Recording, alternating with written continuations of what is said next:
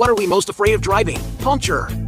Today I'm telling you all 5 safety-related secrets on car tires. It's all true. Watch carefully to keep your life safe. First, when we change tires, be sure to check the date of manufacture of the tires. The 4 numbers on the tire are the production date. 2021 means this tire was produced in week 20 of 2021. If the tire is more than a year old, indicates that it is a stock tire. Risk of aging. Second, look at the 3T index. The first indicates the wear resistance of the tire. Family cars must choose more than 300. The second represents the grip and traction of the tire. We want to choose A level or above. The third represents the high temperature resistance of the tire. We must choose A level. Even if you are killed, don't choose B rank or below. Otherwise, there is a risk of a tire blowout at high speed. Third, how fast a car can run is not based on the stopwatch inside, but look at the letter on the tire. It is the speed rating of the tire. H means that this tire can only run 210 kilometers per hour at the fastest. If it exceeds, it will blow out. I made a table of the top speed corresponding to each letter and put it at the end of the video. Let's go back and check. See how fast your car can go. The fourth point is particularly important.